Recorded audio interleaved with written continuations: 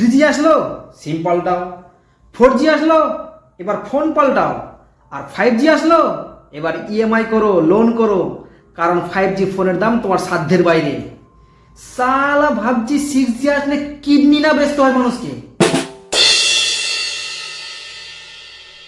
কিরে, নতুন মোবাইল নিলি নাকি? বেশ খুশি মনে হচ্ছে ব্রো। খুশি মানে 5G এসে গেছে, 5G। বাস এখন বাফারিং না, শুধু ডাটা হবে, ডাটা উড়ে উড়ে আসবে, বুঝলি? ঠিকই বলেছিস, উড়ে উড়েই আসবে। আর উড়ে ওই তোর ছাদে বসে থাকবে, তোর মোবাইল পর্যন্ত আসবে না।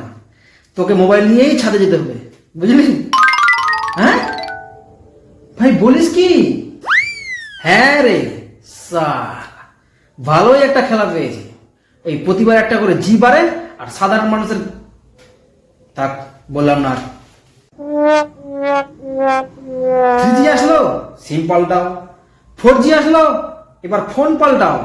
আর 5G আসলো, এবার ইএমআই করো, লোন করো, কারণ 5G ফোনের দাম তোমার সাধ্যের বাইরে। সালা ভাবছি 6G আসলে কিডনি না বেচতে হয় মানুষকে। হ্যাঁ রে ভাই, ঠিকই বলেছিস। এই ফোনটাও তো রোলে নেওয়া। আলা, ইউটিউবে যা, বাফারিং। হোয়াটসঅ্যাপে ভিডিও কলিং কর, দেখবি ভিডিও অডিও কখনো ম্যাচই হচ্ছে না। মুখ দেখতে পাচ্ছিস কিন্তু ভয়েস আসছে না, আর যখন ভয়েস আসবে তখন মুখ নড়াচ্ছেই না। কখনো এইদিকে ফোন করতে হ্যালো হ্যালো হ্যালো, আর ওদিকে সুনাই দে রহা হ্যায় বহরা नहीं हूं मैं। এই চলছে। কখনো ফোনে আবার আমার বউর ভয়েসটা আমার মতো হয়ে যায়, পরে বুঝতে পারি ও এটা আমার ভয়েসটাই আমি শুনতে পাচ্ছি। 5G লেট হলো। তাহলে যেখানে 1 GB ডাটা 2-3 সেকেন্ডে ডাউনলোড হওয়ার কথা, সেখানে 2-3 সেকেন্ড পেজ ওপেন হতেই লেগে যায়।